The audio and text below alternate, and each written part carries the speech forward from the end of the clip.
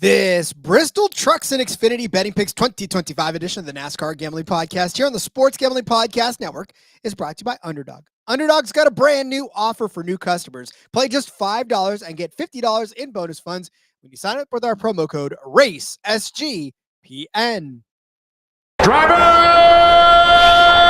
start your engine!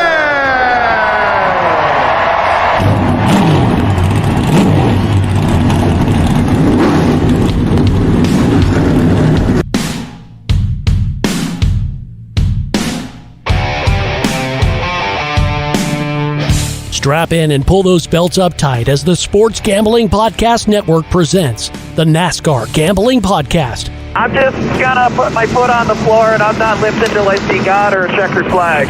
My man. With all the news and the best bets for your NASCAR weekend. We want to thank you tonight for these mighty machines that you brought before us. Thank you for the Dodges and the Toyotas. Thank you for the Fords. Lord, I want to thank you for my smoking hot wife tonight, Lisa. In Jesus' name, boogity, boogity, boogity. Now, here are your hosts, Rod Villagomez and Cody Zeeb.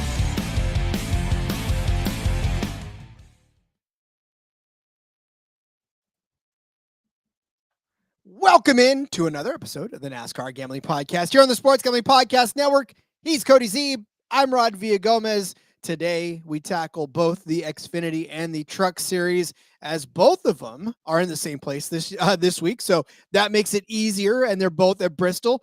And it's all pretty much playoffs now. We got one more race, right? Of the no, that's it, right? We playoffs. did it. Playoffs, Rod.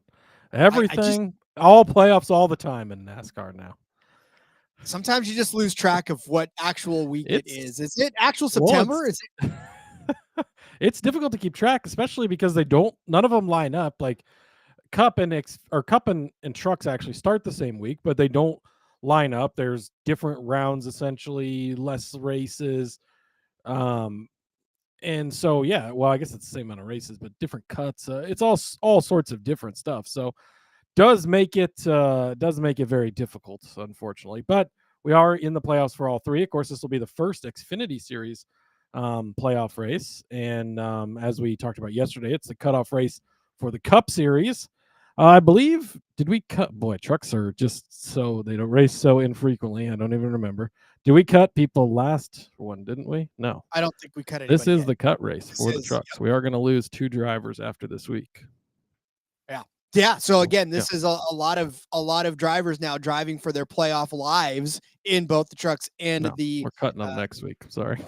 Is it next? I'll catch up eventually. They're racing in New Hampshire again next week, so we'll make the cut then. So no cuts this week for trucks. Again, you know what? Fine. NASCAR won't make cuts.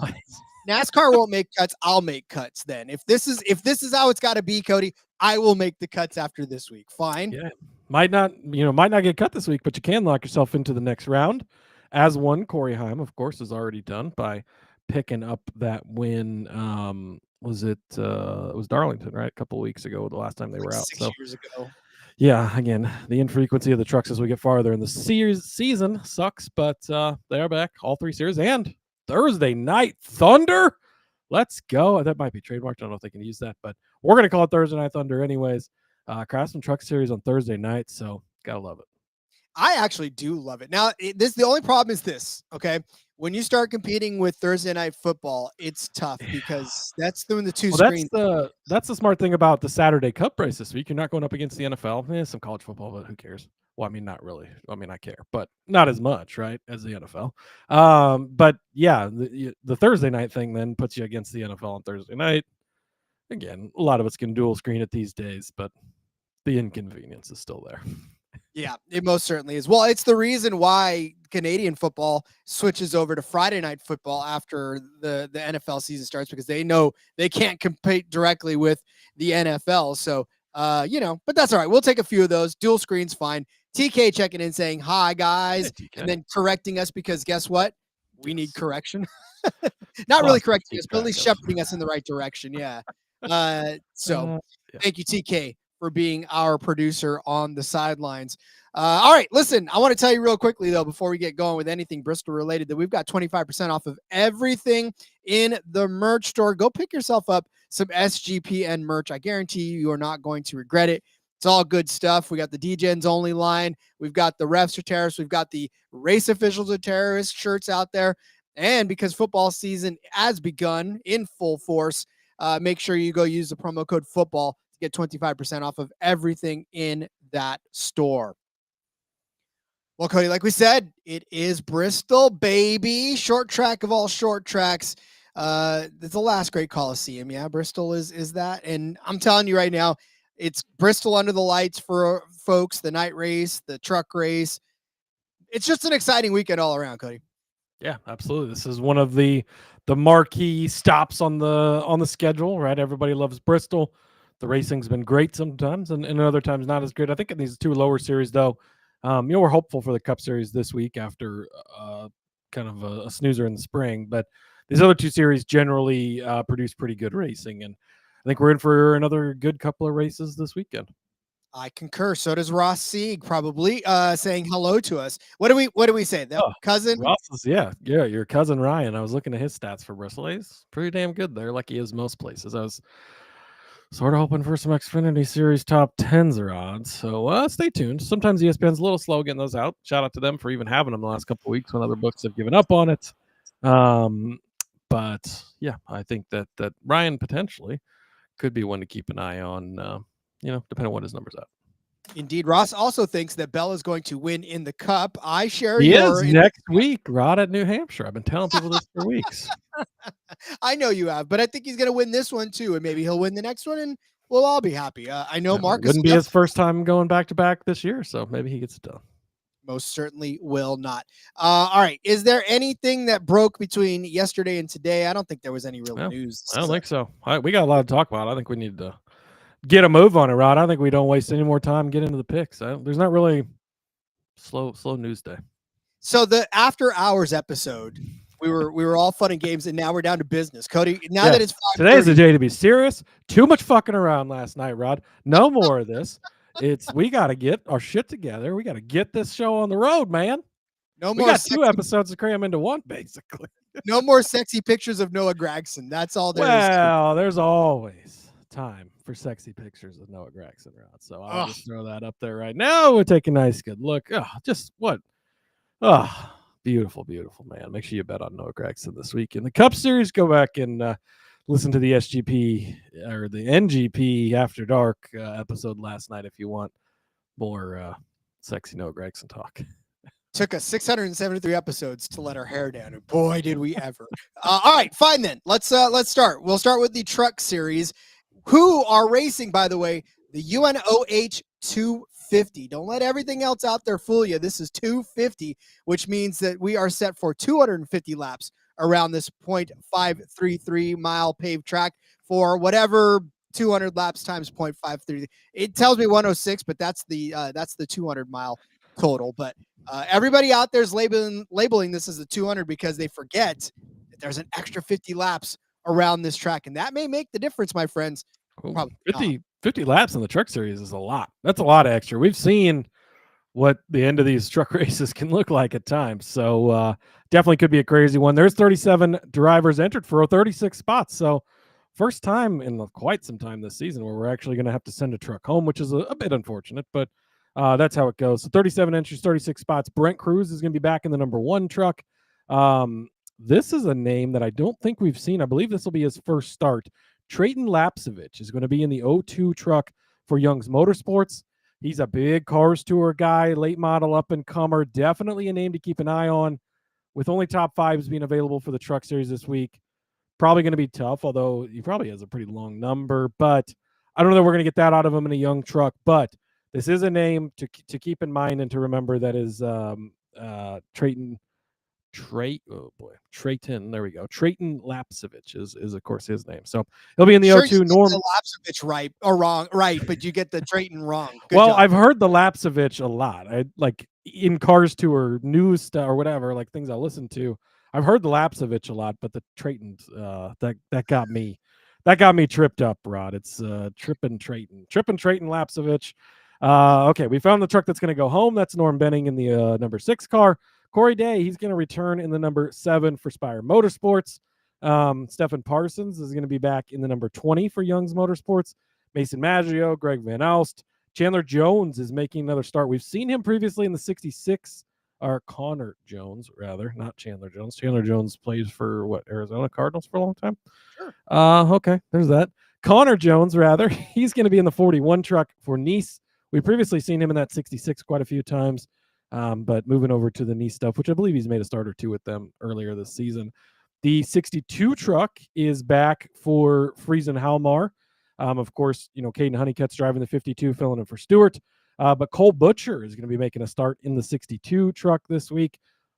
Our guy, Rod Parker Kligerman, depending on who you ask. Some of the books will tell you he won at Daytona a couple of weeks ago. No official statistics will tell you that, but whatever. He's going to be back in the 75 truck once again, which we love that truck when it comes out. And then Chad Greenfield is going to be back in the 99. I want to make sure you get Corey LaJoie in there. He'll be in there for the rest of the season, but he is back in the 77 truck once more. Indeed. Actually, so the 95 for Clay. He's not taking over Ben Rhodes' truck, by the way. What did I say? You said the 99, but I think Ben Rhodes probably wouldn't mind. Yeah, I mean, he might need it at this point. He's not in the playoffs, so what are you going to do? Yeah, I mean, he's going to kick his feet up and start fishing. Greenfield is in the 95. Ben Rhodes still in the 99. Not breaking any news there. No, indeed. Yeah, and actually, we hadn't talked about this, but real quick, Ross bringing up Frankie Muniz. If you didn't see, he broke his arm at home. I didn't see what the incident was, but had an incident at the house, broke his arm or his wrist, something. But he's not racing, and I've seen conflicting reports. I don't know that I saw anything. What number was Frankie driving? I was trying to find who's in that truck. 33. 33, yes. So that's Mason Maggio is the one filling in that one. So I mentioned him quickly. But, I've not seen any news on if he'll be back at all this season or not. I would think probably, with as much as the Truck Series is kind of spread out, we'll see him again. But, no Frankie Muniz at this point in time, which not in the playoffs, so not big deal as far as that goes. But, it's been good to see Malcolm in the middle out there, and sad that he'll be missing a week or two here. One of those guys that just races hard because he knows that he doesn't have the setup that everybody else has out there, and he's got to earn everything he makes. So, definitely, hopefully to see him back next season or sooner. Who knows? He could Connor Zilisch that thing. Although, tell you what, man, once you get to a certain age, those broken bones don't bounce back the way they used to. Yeah, boy, I don't know that much bounces back as fast as Connor Zilisch did, Rod. That dude, he freaking bounced back. But all right, well then, that is the setup for this UNOH 250. We will be back with all of our favorite bets for this. But let me tell you about my friends over at MyBookie. We're brought to you by MyBookie.ag. MyBookie is your place to bet on football and everything else. And believe you me, if you've listened to this show once, twice, a million times, you've heard me give out some pretty crazy bets that MyBookie offers as well. Plus, their prop builder is second to none. Their motto: bet on anything, anywhere, anytime. Easy deposit, lightning fast payout using cryptocurrency. Look, I'm telling you, I understand that I give you all those crazy sports odds, but I was looking at the football odds for the NFL, which is happening soon. They're giving you Baltimore -11. Here's the deal, right? I get it that it's tough for a team to beat another by a couple of touchdowns, but look, Baltimore is playing the Browns. Baltimore is about to be so pissed off coming in to the Browns world. I got to think that they're going to stomp them by at least a couple of touchdowns. So give me the Ravens over the Browns -11. You can find that over on MyBookie, and that's absolutely fine. You can head to MyBookie.ag, promo code SGPN for a 100% bet back bonus up to $500 for new customers. That's MyBookie.ag, promo code SGPN. p.m. Like I said, football's back, baby. The NFL is back on rhythm. Last season, rhythm was 76-66 against the spread and 22-19 on over-unders. But here's where they really shine. They really shined on their player props. How about Josh Allen? We were talking about the Bills and the Ravens the other day. Well, how about Josh Allen passing props? Rhythm was 15-8 on Josh Allen passing props with a 23% ROI. Rhythm also has MLB, WNBA, golf, and of course, college football. Rhythm has introduced a leaderboard with weekly cash prizes just for tracking your bets in the app. You can track 5 bets of the same type from any model, build, and you can win $1,000. Get your 7-day free trial today by going to sportsgamblingpodcast.com/rhythm. Build me a model of how many yards Derrick Henry's going to have in the entire season. That dude. A lot. I'm telling you right now, man, like I drafted him.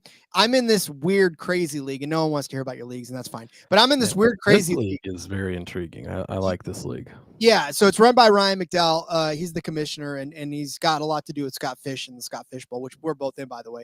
Yeah, I mean, listen, you get multiple copies of players. You can steal if you're in the right division. It's a dynasty. It's just so many things going on, and you call out your opponents every week. So it's not like a set lineup or a set schedule. That's People pretty call out their opponents. Sweet. I like that. Yeah. I called out one and I stomped him last week. So I got to steal Travis Etienne. So much fun. It's beautiful. Love it. It is beautiful. You know what else is beautiful? Bets and bets on Truck Series. So Cody, let's start our card. Let's kick it off, Rod. We have seen more of a tendency towards the top of the Truck Series be chalk a little bit here lately. But you can still get your long shots in. There's no worry. We'll get to that in the next box. But a couple of more chalky guys that I kind of like this week is Chandler Smith. I'm going to take him top 3, plus 125. I know he burned us last time out at Darlington. Looked fast, looked good early. Of course, I think he started on the pole or front row, whatever it was. And then, got in the wall early and ended his day quickly. But he's been pretty lights out here at Bristol earlier this spring. Led 127 laps, won this race. His previous time out here before that was 2022, where he led 89 laps, swept the stages, ended up getting in some trouble late and finished 9th. But he won the race before that. So he's won 2 of the last 3 races here. And in his 5 career starts, he has 3 top 2 finishes, 4 top 5s, and then that 9th, which is, again, he's won both stages and led 89 laps. So he's been absolutely amazing here. I know we're coming off that bad race at Darlington, a little bit of a bad taste in your mouth. Didn't have a good day at Watkins Glen a couple of weeks ago, but outside of that, he's been solid. 9th place at Richmond, 6th place at IRP, 6th place at Lime Rock, 7th place at Pocono, 8th place at Michigan, 7th place at Nashville. So it's been good runs for Chandler Smith, consistent runs, running up front with the big boys, staying out of trouble, kind of with the exception of Darlington, where he just stepped on it a little bit. So again, if Corey Heim wants to go out and win this race, or Lane Riggs, those 2 guys, they should be the best too. We know it, right? He doesn't have to be. He just has to be top 3 at plus 125 for a guy that's done that in 3 of his 5 career starts and absolutely dominated in one of the other 2.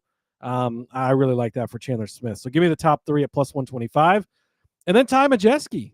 I don't want to jinx the guy, Rod, but things have been looking pretty solid for one Tyrone Majeski here lately.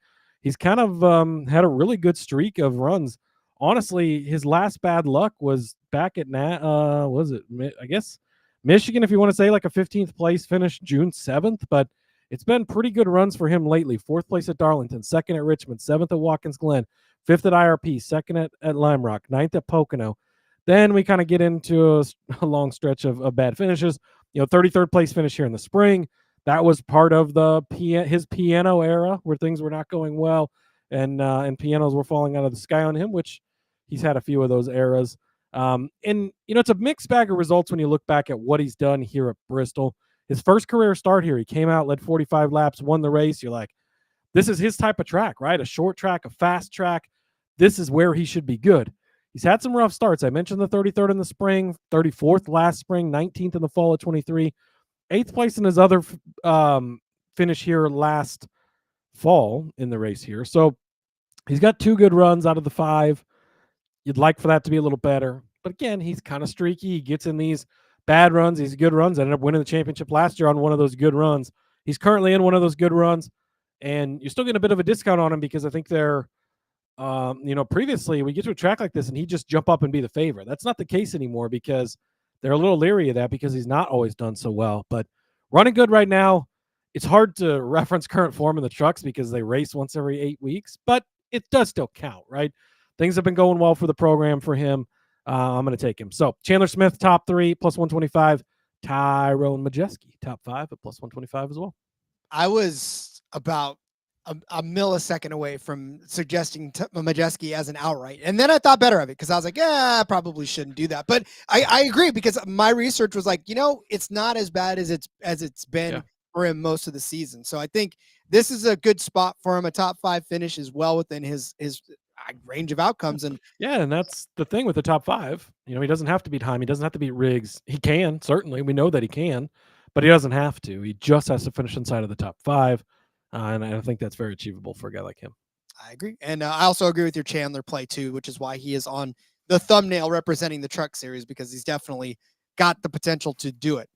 Speaking of potential, Ben Rhodes, all the potential in the world, and yet sometimes Ben Rhodes just makes you want to wring your hands in frustration. Only 7 top 10 finishes for Ben Rhodes this year, 4 top 5s in 19 starts. Like that is not the type of season Ben Rhodes particularly wants. An average finish of 14.2. He has 3 DNFs and obviously no wins on the year.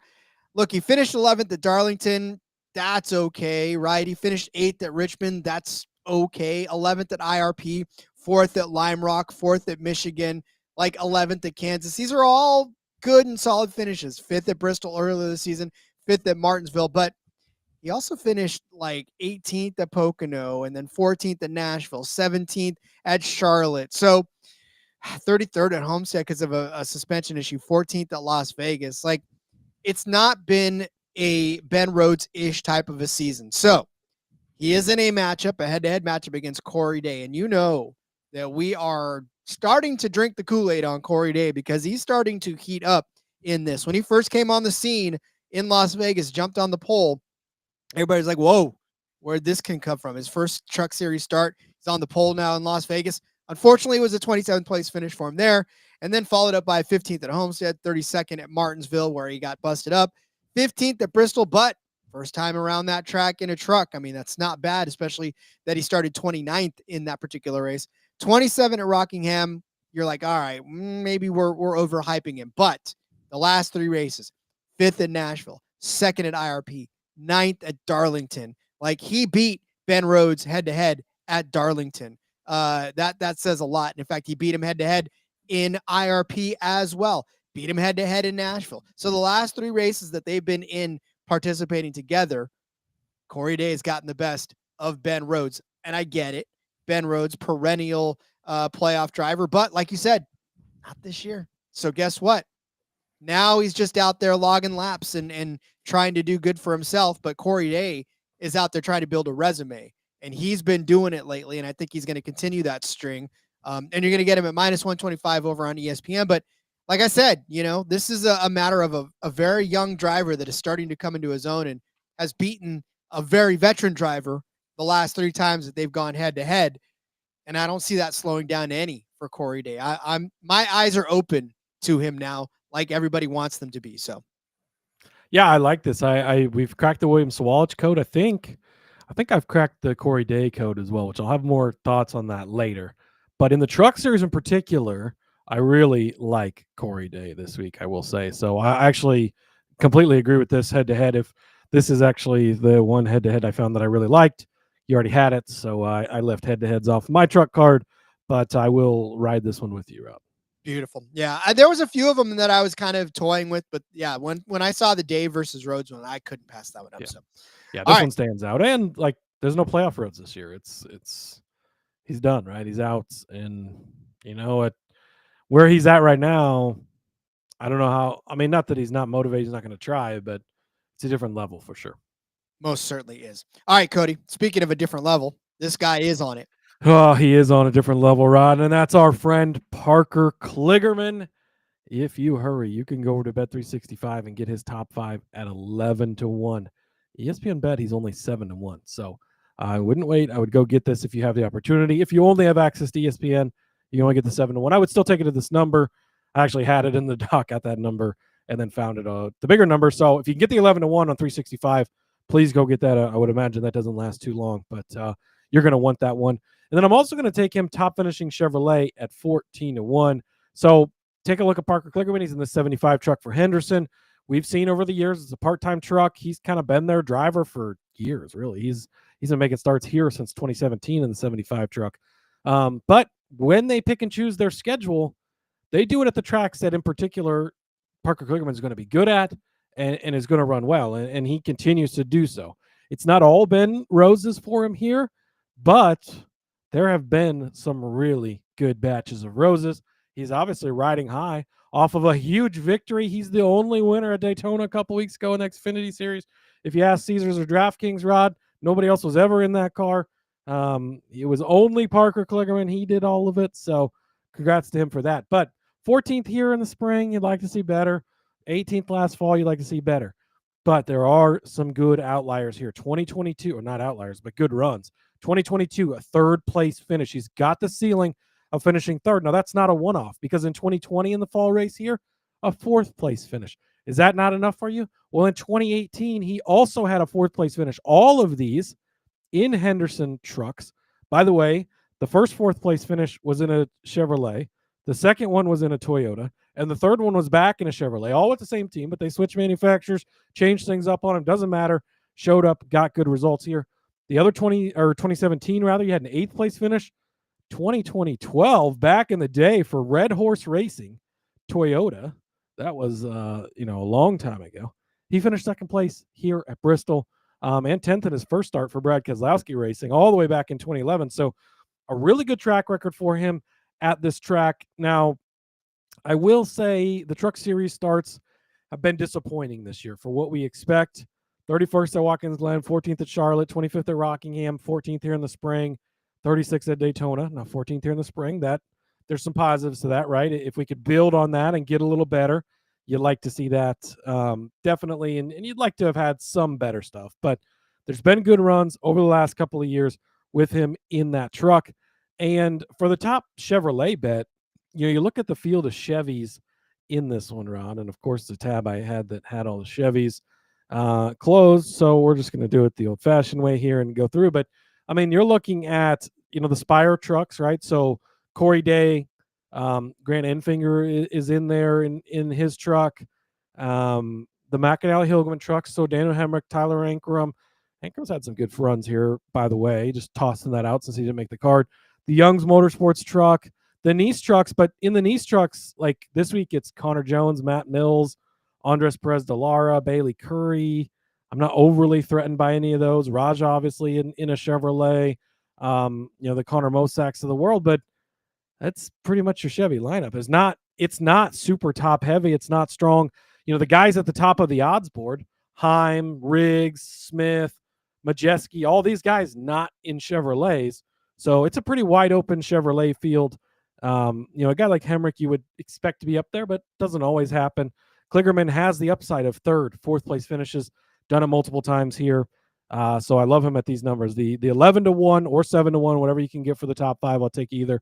And the top Chevy at 14-1, you might not even have to finish top 5 to be the top finishing Chevy in a weaker Chevy field. So you might be able to double dip on this, or you get the Chevy, which is actually the bigger number to kind of back you up if it's a worse finish, but Chevy doesn't do as well. So I like both of those. And then I'd actually like to turn this one over to you, Rod. I got Taylor Gray 10-1 for a top 5. Last time we had a truck show, I was unable to make it. So you did it for me, and I gave this bet out, and you just talked about how shitty of a bet it was, why you had no idea why I would make this, how it had no shot. And he went out and finished 6th place. So I'll just give you the floor, and if you could say all the same things you said before, and maybe we can recreate this magic, and he'll just finish one spot better. Sure, absolutely. Yeah, Taylor Gray will not finish top 5 in the Truck Series because Taylor Gray is not in the Truck Series. Tanner won't do it either. Taylor? You did. It's okay. You could, think about him when you think about it. Tanner won't either because Tanner didn't finish top 5 the last time either. No matter how close he came, he still didn't do it. So there, Cody, there's your reverse jinx. Thank you. But no, if you look back at his starts here, not a lot of wonderfulness. I mean, 18th here in the spring, 15th last year, 17th He did, however, have a third place start in his first career start back for DGR Crossley in the number 15 Ford back in the day. Before that was even David Gilliland racing. Well, I guess that was David Gilliland plus Crossley, but a few iterations ago, what is still Tricon. It's the same team, many iterations, team names, and manufacturers later. But he had a third place finish here, so he's got that upside. But, it's been about how he's run this season. And we've seen, while we haven't always seen the results, we've seen the pieces to put together. Darlington, the last race out, the 6th place run. That was, you didn't have a lot of positive things to say going into it, but I've seen the pieces there for him. He's able to put together a good run. He's becoming a better and better driver. We've done this before with his brother in particular, where it was like, hey, you're starting to see the pieces. They're lining up. And that's when you hit them at these bigger numbers and things fall into place. So he's got that ability in him. The 6th place at Darlington, 2nd place at Pocono earlier this year, 5th place at Texas, 3rd place at Las Vegas. By the way, all of those race like an intermediate, as does Bristol. While it is a short track, it races more like an intermediate. So I do like that part of things. But even some good runs, Richmond 14th, IRP 13th. Those aren't horrible runs for a guy at 10-1. If he can increase his running spots a little bit more and have good days, I think that he can get it done at 10-1. I think the number's worth it. So Kligerman top 5, 11, 7-1, whatever you can get it at. Top Chevy at 14-1, and Tanner Gray top 5 at 10-1. You know who did finish top 5 at Darlington? Actually, Taylor who Gray? finished top 3 at Darlington in the Truck Series? That was Grant Enfinger. He's going to do it again this week. Enfinger finished 3rd at Darlington last week, or last race, I suppose, whenever that happened. But he ended up finishing 4th at IRP as well. A bad run at Richmond, right? He finished 13th, but he did start 4th in that one. 2nd at Michigan, 5th at North Wilkesboro. He finished 12th at Bristol earlier in the spring, but followed up with a 5th place finish at Rockingham.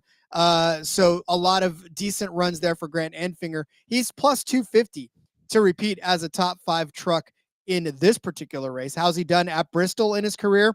Well, he has got 8 top 10 finishes, 5 top 5 finishes in 10 starts. He had a pretty good stretch between 2021 and 2023, where it was a 2nd place, 4th place, and 3rd place finish.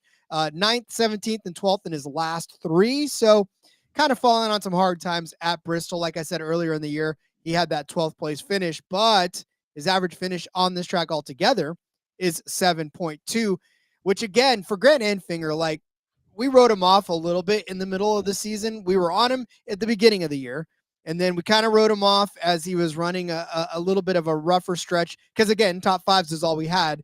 And he had that 10th place at Nashville, but then he got his 2nd place at Michigan. Then he had 7th place at Pocono, and then 11th at Lime Rock, and then a 24th at Watkins Glen after he crashed. So, I mean, there were points here where we were kind of writing off Grant Enfinger, and we probably shouldn't have been overall, given that he does have 12 top 10s and 19 starts. So only 7 times has he finished outside of the top 10, and he's got 7 top 5 finishes all told this season.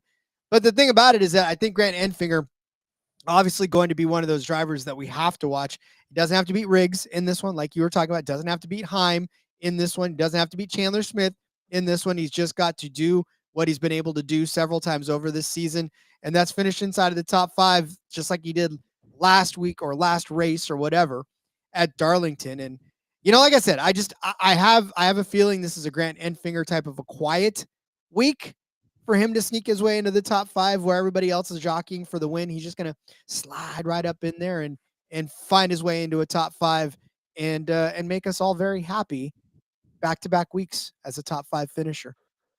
Yeah, he's a guy that just continually goes under the radar, really, and I like that you highlight him often, and I think that it's a great call. He's always seems to always be a good guy to bet on, always a guy that's in the mix, always a guy that's giving you a chance, and you always love to see that. 4th in the playoff standings, by the way. So, yeah, he's 30 points above the cut line, which means he could just go have himself a nice little 5-point or 5th place day and be happy with the points. Absolutely, he sure could. All right, Rod, get into the outrights for the Truck Series. Don't forget, Thursday night, get those bets in. Do not wait. I'm going to Chandler Smith, 4-1. The guy that you're going to give out, I think, is probably the guy that should win this race. And Corey Heim should be good, but Corey Heim, Bristol's not always been great. I mean, he's been good, but not great.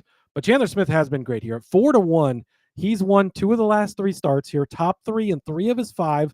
I've already read all these stats earlier, but it is impressive. And in the spring here, in this truck in particular, he led 127 laps, first in stage 1, second in stage 2, took home the victory.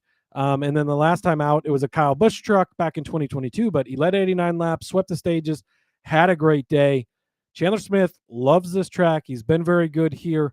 I don't have it pulled up in front of me, but I believe he had some really good runs here in the Xfinity Series as well. So all in on Chandler Smith this week. Once again, hopefully he doesn't burn us like he did back at Darlington, but I'm not overly concerned about that.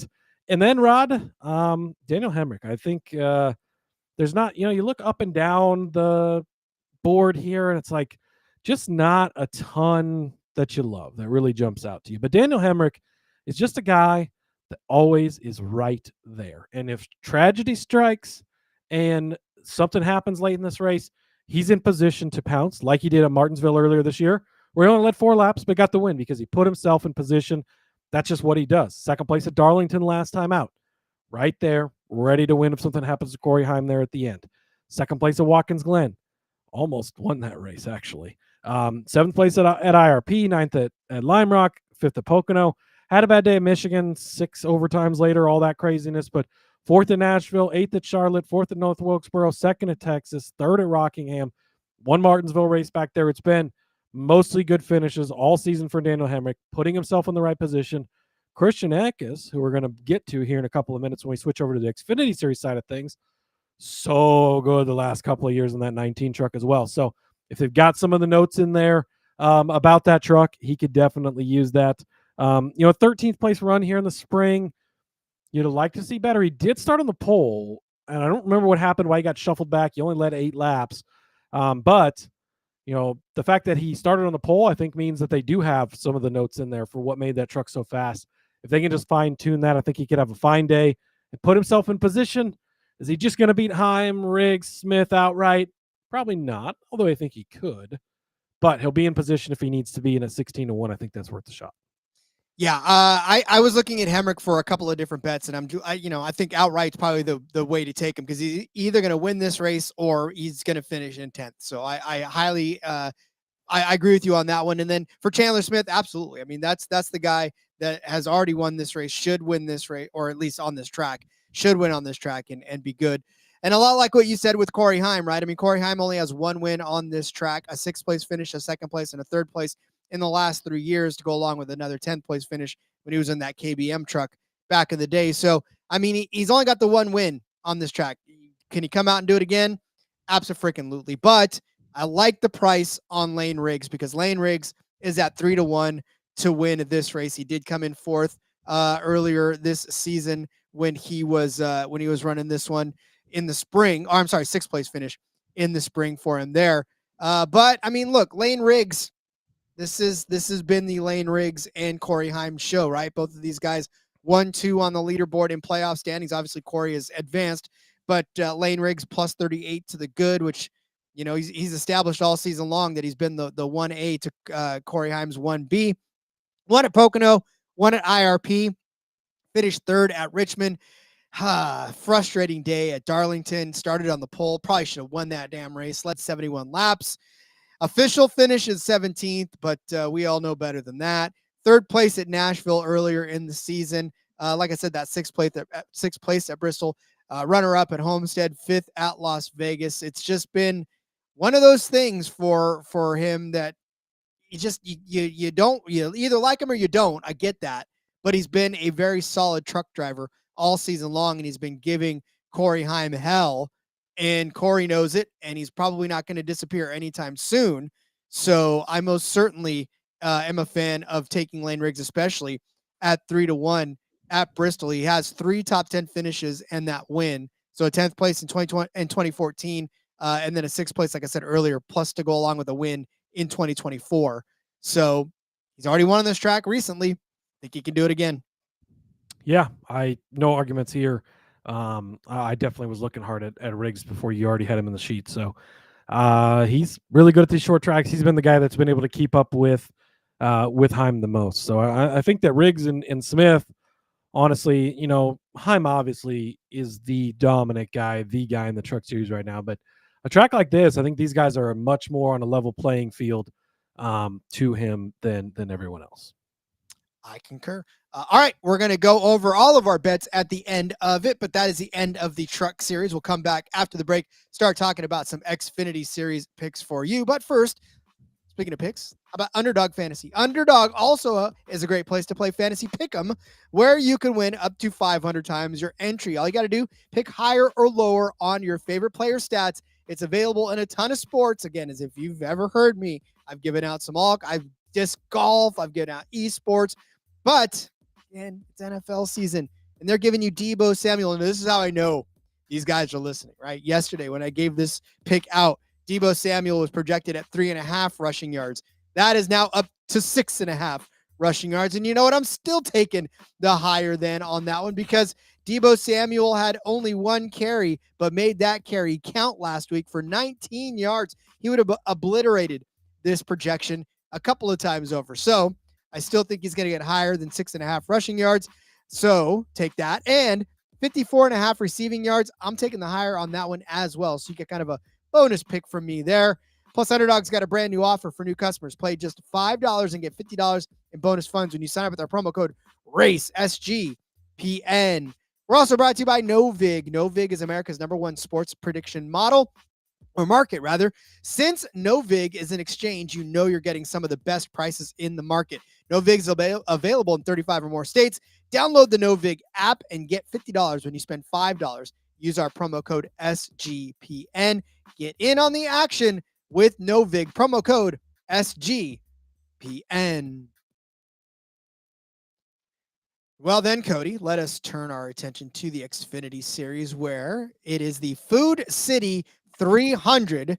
This one is absolutely correct. Set for 300 laps around this 0.533 mile paved track for 159.900 miles around the Bristol Motor Speedway, Bristol, Tennessee. Yes, sir. Pretty excited for this one. Of course, it is the first playoff race, so that is exciting. We got 39 entries for 38 spots, so somebody will also be going home from this group. In the number 5 car, we have got... why did I do that? Stephen Parsons. He's going to be running double duty. He's going to be in the number 5 car. Carson Ware, Cody's younger brother, he's going to be back for Rick Ware Racing in the 07, or actually, this is going to be SS Greenlight. I believe he's running for Rick Ware in the ARCA Series, which is also running this weekend. Brennan Butterbean Queen, he's going to be making, I believe this is his Xfinity debut. We've seen him in the Truck Series a few times, but he'll be in the 11 for Colleague. Obviously, they're just filling that car in week to week. And Butterbean is the guy this week. Eric Almirola, he's back in the number 19 car for Joe Gibbs Racing. Jeffrey Earnhardt, he's back in the number 24 for Sam Hunt. Austin Green, our road course specialist, Rod, he's making another oval start. I wouldn't really probably touch him this week because not as good on ovals just yet. Glenn Reen, that's quite the name. He's going to be in the 35 for Joe Gase. And Josh Bilicki is back in the number 91 car. Of course, a little bit of a DFS darling when we talk Xfinity DFS. So, yeah, that's your entry list. And, of course, one driver will go home. 38 will make the start. Yeah, Bilicki's always fun to talk DFS with because he's always that guy that you got to sort. We got to sort by the fantasy points per race because if you do, you get some gems and you're like, oh. Yeah, he's always cheap, always delivers. It's a great slogan. It is great. I was going to say that's like a pizza slogan. Always cheap. Whenever I start a delivery service, that's what it is. Always cheap, always delivers. There you go. I love it. All right, you know what always delivers? Your picks, especially for Xfinity. A lot of pressure. That is the hope, Rod. Well, I told you I thought I cracked the Corey Day code, and that code, I think, Rod, is he's figured out in the Truck Series, and he's really good. Not so much in the Xfinity Series. Now, he was 9th place out of Worldwide Technology last time out, so not a bad run. He cashed the top 10 bet for us. Thank you to him for that. So we've been finding ways to make money on him, right? But, outside of that, not elite in the Truck Series. Is not as good as he's been, or not as good in the Xfinity Series as he's been in the Truck Series. So I'm going to not necessarily fade him, but I love Christian Eckes this week in the Xfinity Series. So I'm going to take him over Corey Day at -125 over on ESPN. They were matched up last time out at Worldwide Technology last week.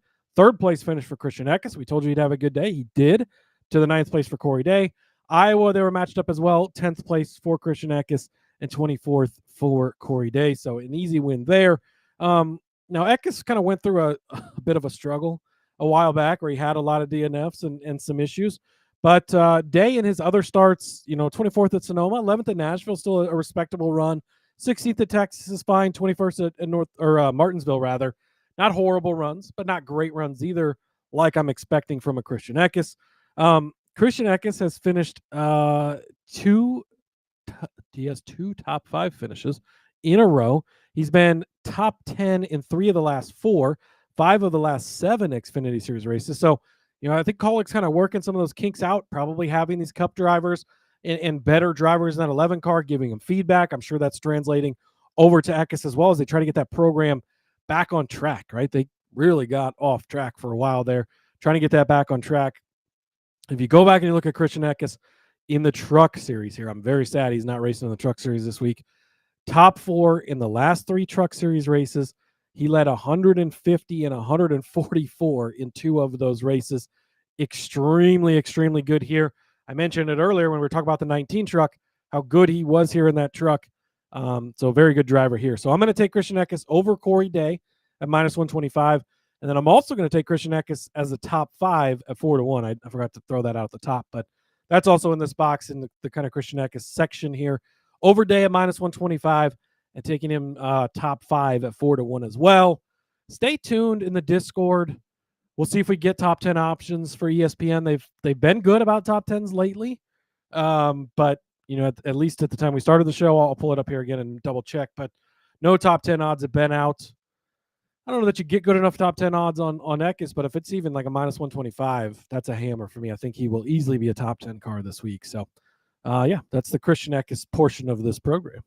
I agree with your Christian Eckes of this program because, like you said, it was so damn good in the Truck Series. I got to think that that's translating, especially now that we're watching him actually. Maybe the road course, being good at the road course, kind of sparked him again, and remembered that he's in a fast enough car to finish somewhere in the top area. And like you said, for Day, yeah, the Truck Series has got it figured out, but that Xfinity Series needs a little bit of work for that. So, with you on Eckes. All right, this one for me. I'm not going to paint you with a bunch of crazy numbers because I'll give you the stats and let you make up your mind for yourself if you want to fade this part of it. But I am taking anything over Austin Hill at this point. Sheldon Creed right now over Austin Hill.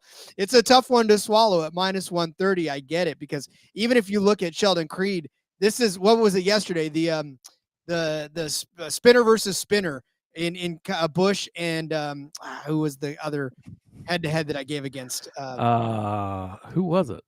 Yeah. Boy, how did I forget? Somebody that's not been doing. Oh, Josh Berry. Josh Berry. Yeah. So Busch versus Berry. This is a lot like this, where it's Creed versus Hill. But the caveat on this one, and I know why Sheldon Creed is the heavy favorite in this one, is because it's be careful of what happens in the dark, right? Austin Hill has not made any friends on the track lately. That friend and enemy bar is straight red for Austin Hill, and a short track is not the kind of track you want to be on when you are talking about making enemies on the field.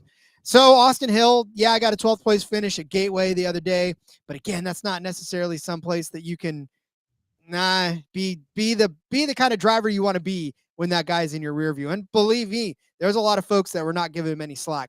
Portland, 5th place finish, a road course. Yeah, okay. But Daytona crashed out of that one.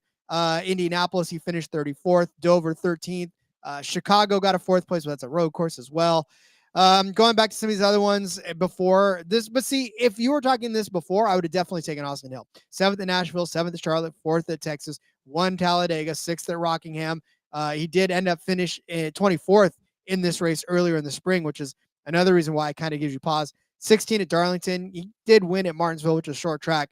Sheldon Creed, I mean, look at here's 30th last week at Gateway, 27th at Portland, 17th at Daytona, 35th at Watkins Glen. That's all kind of tough to judge him on, just like it's tough to judge Austin Hill on that. But 7th at Iowa, 8th at Dover, 4th place at Nashville earlier in the season, 37th at Bristol. Not a good day for him as well. But Sheldon Creed is 2 for 4 in beating Austin Hill on this track. He obviously didn't do it in the spring, but guess where Sheldon Creed finished in 2024? His favorite spot, in 2nd. And then he finished 11th in 2023. And those are 2 years that he actually did get Austin Hill, who Austin Hill's average finish on this track, 18.5. So this is not his favorite track either.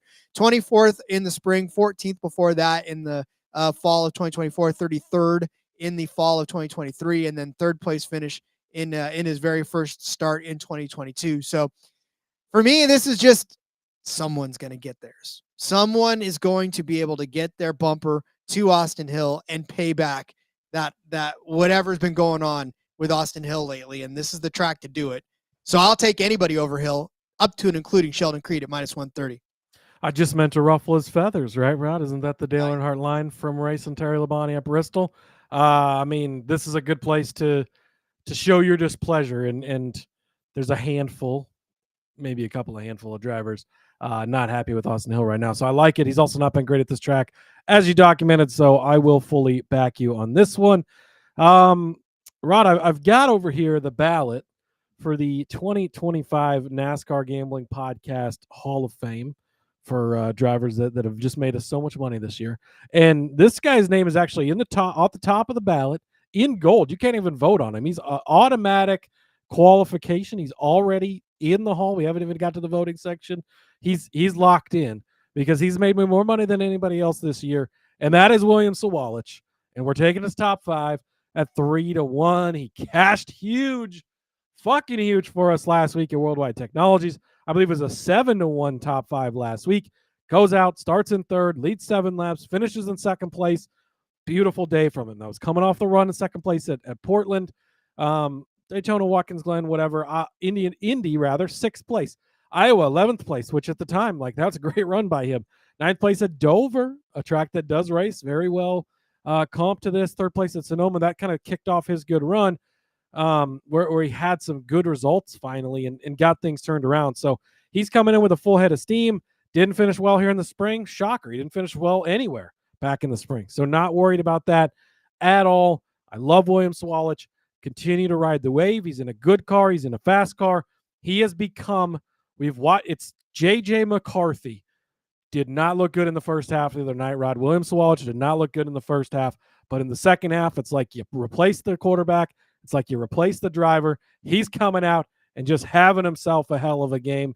Keep riding the Sawalich train. Locked in on the Hall of Fame for the 2025 gambling season. William Sawalich, top 5 at 3-1. Also gave this bet out last week in a cash, Rod. Connor Zilisch, top Chevy at +155. If I need to explain this to you, just Google William, or just Google Connor Zilisch. I mean, it's insane. He won last week at Worldwide Technologies, led 121 laps. It was just unchallenged. Dominates yet another race. He won at Portland where he led 70 laps. He won at Daytona. Did he win at Daytona? No, Parker Kligerman won at Daytona. Okay, well, on this official stats sheet, he won at Daytona, Rod, because that's what it says. Watkins Glen, he won. Indianapolis, he won. He led 62 laps at Iowa, but horrible day, finished in 4th place. Dover, comp track, led 77 laps and won. Sonoma, 40. I'm not skipping any races for the. I'm not cherry picking. This is literally how his season has been going. First. He's won 5 in a row, had a 4th place finish, won 2 in a row prior to that. How do you go against Connor Zilisch right now? I don't know. He started 2nd place here in the spring, still trying to feel things out, figure it out, finish 12th, fine, whatever. Nobody's better than him right now, and it's not even close. Again, taking the top Chevy at +155 allows somebody to sneak in there. William Sawalich, maybe he steals the win from him, right?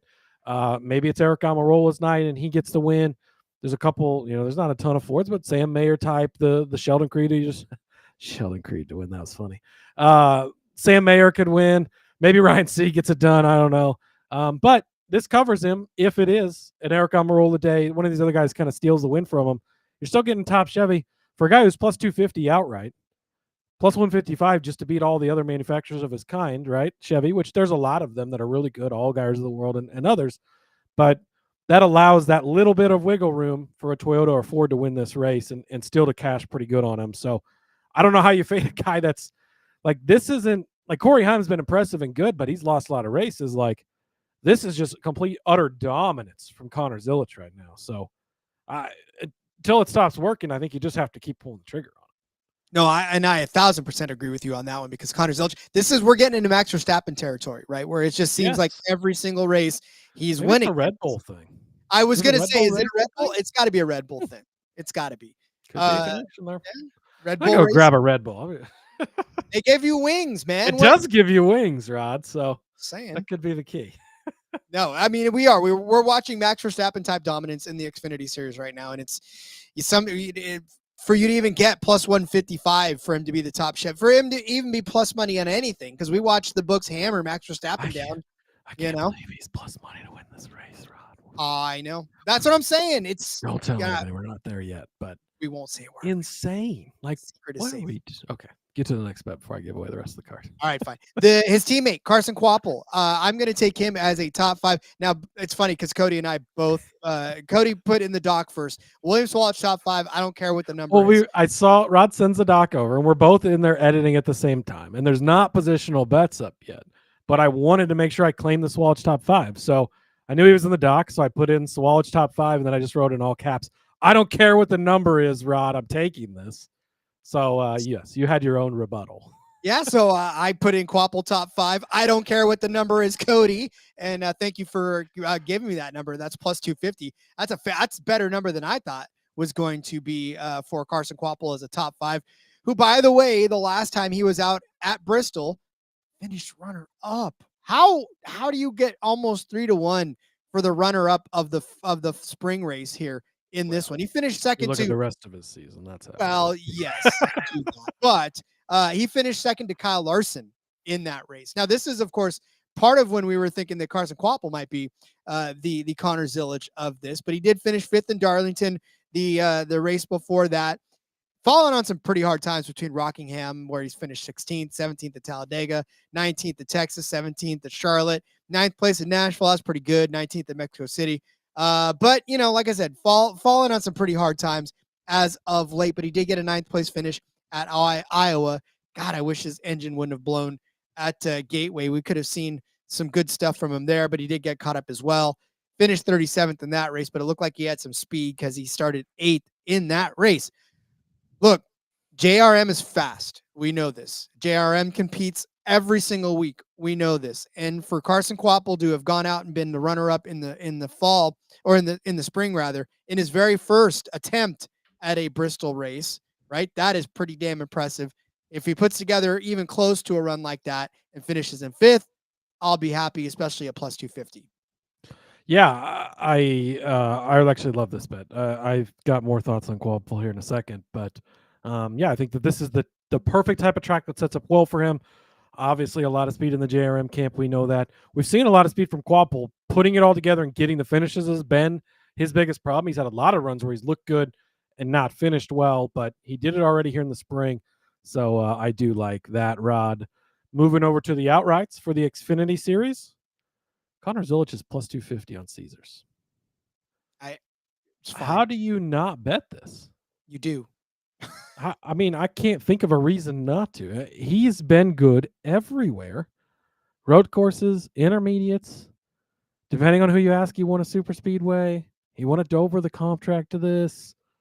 It's 5 in a row, 7 in the last 8. Like, he's got 9 wins on the season. I mean, I don't know how you bet against this guy, and you're getting him a plus 250. Let me remind you, Kyle Larson, who's been the top finishing Chevrolet one of the last 8 races in the Cup Series, which is much harder, much more competitive, is plus 240. And yet in the less top-heavy series, clearly the best driver in clearly the best car, who's dominated for weeks on end, broken collarbone, getting his ass stuck on the hood latch or whatever, like, doesn't matter. Dude just gets it done, is plus 250. I don't know how you don't bet on this. It worked out for us last week. We rode that. We rode the top Chevy. I think we had one more bet on them last week. They all cashed easy. I mean, it was easy money. And eventually the shoe's going to drop, right? And he's not going to win all these. But until it does, just keep riding it. It's much like a Verstappen run. It's like a Kyle Busch run we've seen in Xfinity trucks before. You just keep riding this, and I don't know how you don't. Take a couple insurance plays because shit can happen, right? Carson Quapple at 20-1. I was surprised you didn't have this. I thought about putting it in the winner's box for you, Rod, because I was like going to prompt you to take it, but I'll take it instead. 20-1, he finished second here in the spring. This is a track type that sets up well for him. He should be good here. I like it. And I'm all in on Williams Swalch at this point. I am looking to become, I don't know if I can claim to be the president yet. I'm at least worked my way up to vice president of the Williams Swalch fan club. And I'm coming after the president. I'm working on my campaign right now. So yeah, give me 2025 NASCAR Gambling Podcast Hall of Famer Williams Swalch at 25-1. Yeah, so the Quapple one, I got top 5. I feel way more comfortable plus 250 because the winning one, it just hasn't been something that I feel confident that he can actually win a race yet. No, and at 21, yeah. though, that's a good number for it. Yeah, top 5 is definitely the bet. I don't think he's going to win because I think that Zilisch is just going to kill everyone in this race. But at 20-1 for a guy that we think is going to be a top 5 guy, if you get the late chaos, if something happens, Quapple breaks, Austin Hill ends up near Zilisch, we know that could be bad. So yeah, I think that it's a good insurance play to have. Indeed. TK saying at the very least, parlay 88 to win with something like USA Football that we mentioned. Yeah, that's another good thing. Yeah, there's a lot of this is a great parlay piece, and I know we've had a lot of people doing that. Whether it's with a college football game, an NFL game, or any whatever you want to parlay it with. I think that parlay and using this as a parlay piece is great because, plus 250 by itself is that's a gorgeous number for what you're getting. I love just taking this by itself, but throwing it in the parlay and juicing it up a little bit is always fun as well. Indeed. All right. Well, the reason I didn't take Quapple is because I liked Jesse Love's number at 11-1. Look, like you said, Connor Zilisch going to win this race. It's probably a no-doubter. Absolutely no reason to not think that he's going to do that. But if he doesn't, I'll give you Jesse Love, who finished 5th at Gateway last week after starting 18th. 4th at Daytona, 2nd at Iowa, runner-up after starting on the pole in Iowa, 5th at Dover. He had a 2nd place at Pocono. He had a 7th place at Texas. He finished 6th here in the spring race as well, 8th place at Nashville. Jesse Love, average finish of 10th, right? Average start of 9th, average finish of 10th. He's got 18 top 10s and 20s, 69%. I'm waiting. Of his starts. Nice.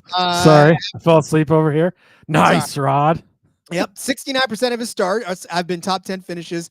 8% have been top 5 finishes. 30% have been top 5 finishes for Jesse Love. So he's always competing on this particular track, a 4th place finish and a 6th place finish in his 2 starts. So he's had good, solid runs on this track.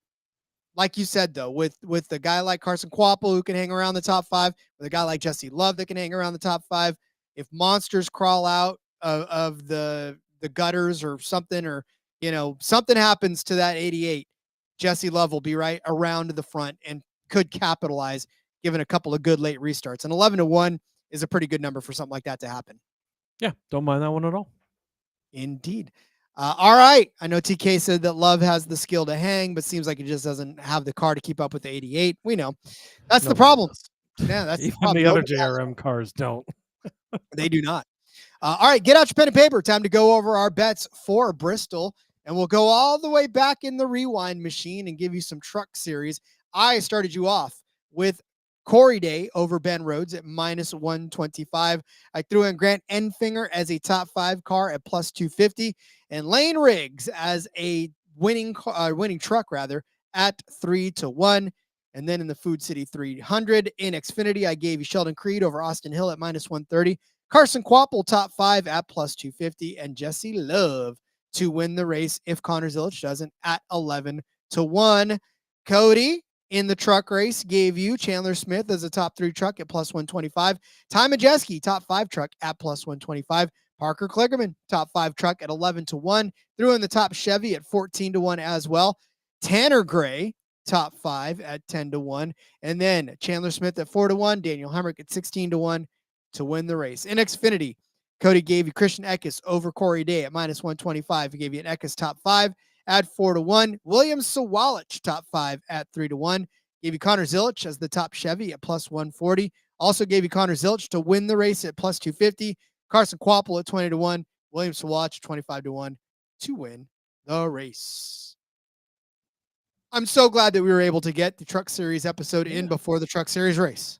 Yes, me too.